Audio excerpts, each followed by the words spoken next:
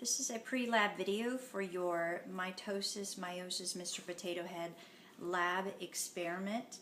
Right here you are viewing a pair of homologous chromosomes. This is a pipe cleaner. This represents a chromosome.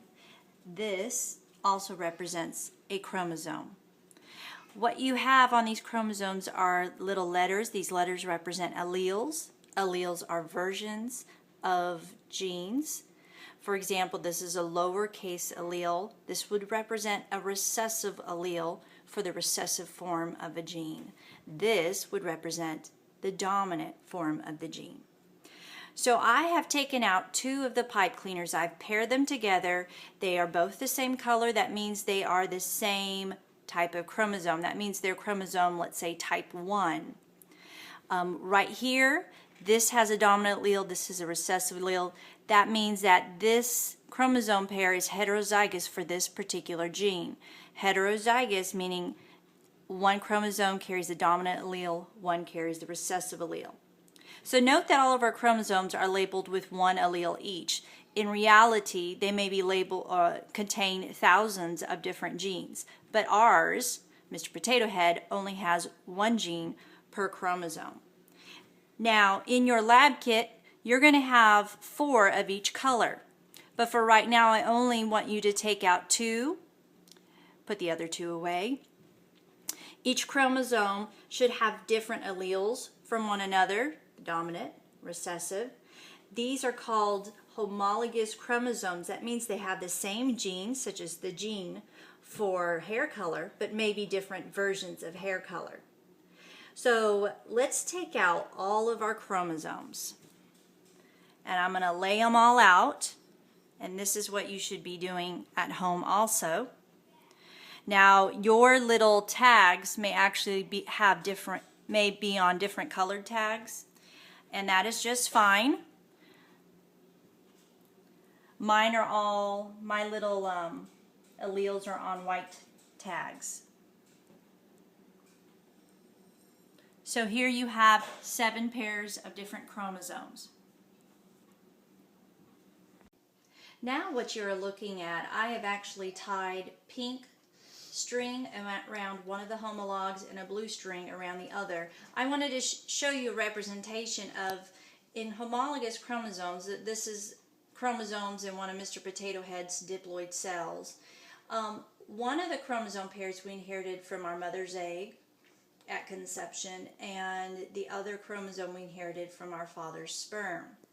So please note that one set came from mom's eggs, so each of the homologs are going to have a pink string to represent the maternal homolog, and the other set of chromosomes came from dad's sperm, represented by these blue strings. Okay, so let's move on. Now that you have set out all of your chromosomes, you are then going to model meiosis. Now, prior to meiosis, since this is actually an unduplicated chromosome, prior to meiosis, this chromosome duplicates. So you're going to go reach into your baggie and you're going to get another yellow pipe cleaner, another chromosome. It should have a dominant Q on it, and you're going to wind it around this pipe cleaner. So I'm going to go ahead and do that. Reach into my baggie. And all you really have to do is twist it. And don't twist it too tight, because these duplicated chromosomes, there's a reason for this duplication, they're eventually going to have to split apart during meiosis.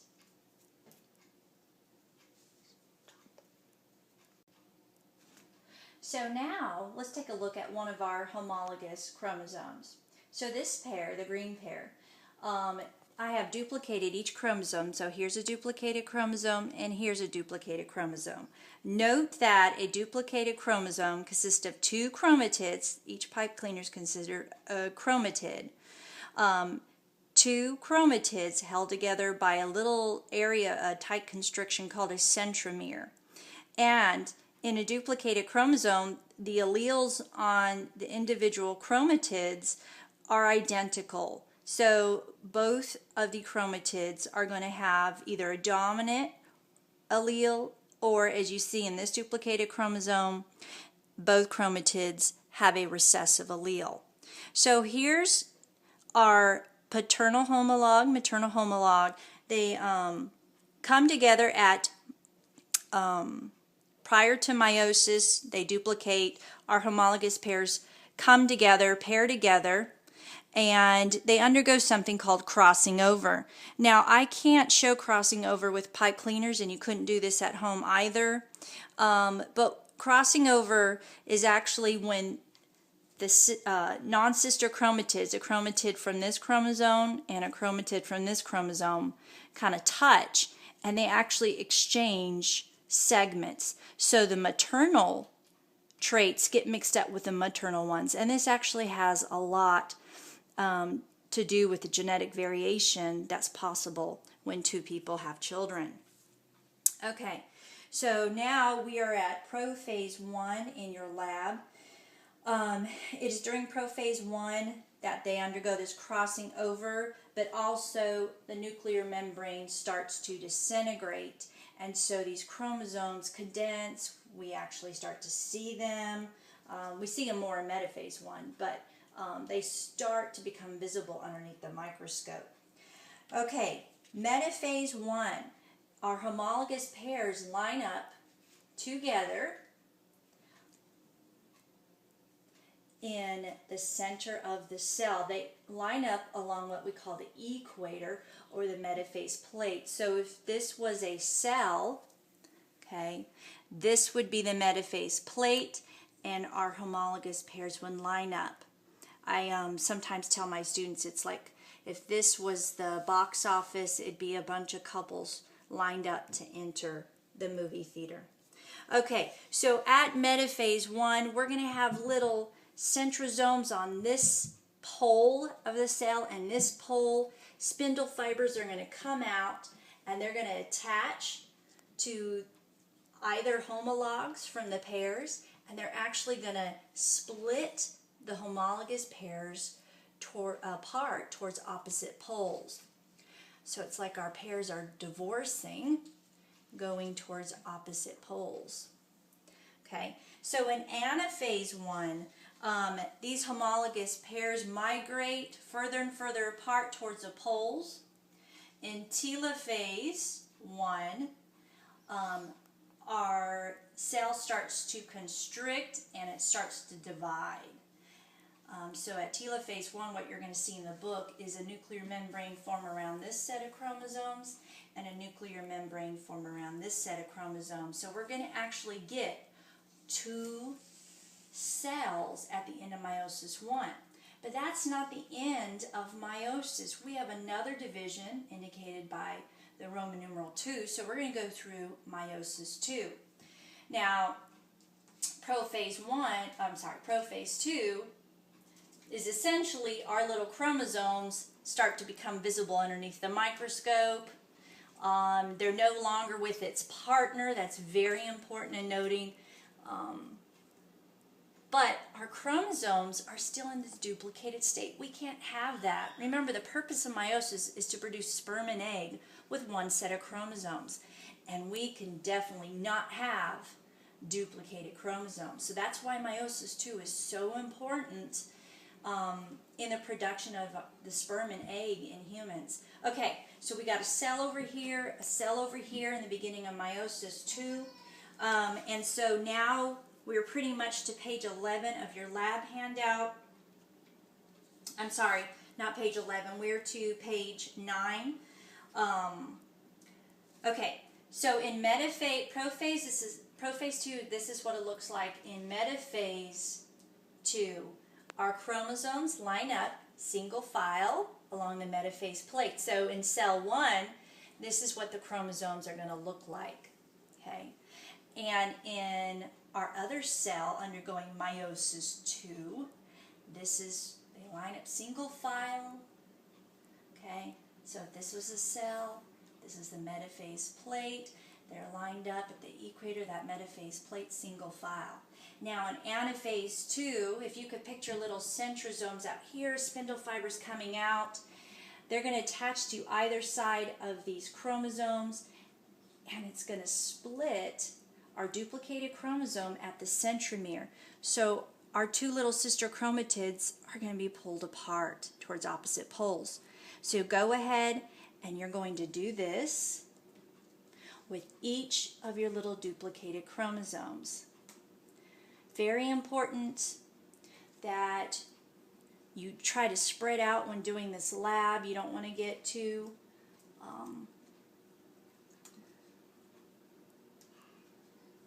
crowded with your chromosomes. So that's pretty much what happens in anaphase 2. And so that's our cell. Let's look at cell 2 over here. Same thing happens over here. So you're going to pull your chromosomes, duplicated chromosomes apart. Okay, got to pull it apart. And then this one. Okay. Now, let's go telophase 2. So these chromosomes move farther and farther towards opposite poles in cell 1. And then in telophase 2, a nuclear membrane forms around this set of chromosomes. Nuclear membrane forms around this set of chromosomes. So now we went from our cell 1 actually split in half, and now we've got 2 cells. Same thing happens over here in cell 2. Nuclear membrane forms around this set of chromosomes. Nuclear membrane forms around this set. So what we've got here are 4 cells. These are called haploid cells. Haploid means they only have one of each particular type of chromosome. So let's look if we have one of each particular type of chromosome.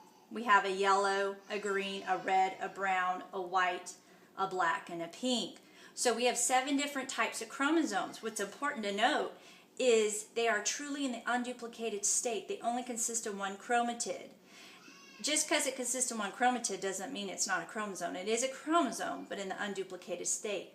So when we have one of each particular type, we've got a haploid cell. And a haploid cell will eventually mature, grow a little tail if this is occurring in a male and become a sperm, or this may be an egg if this meiosis is happening in a female.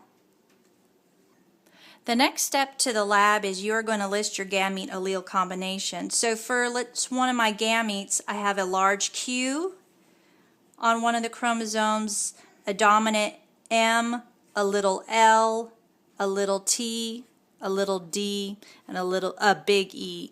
And you're going to do that. You're going to look at your other 3 cells and list the allele combination. Once you've done that, you're going to post on the discussion board.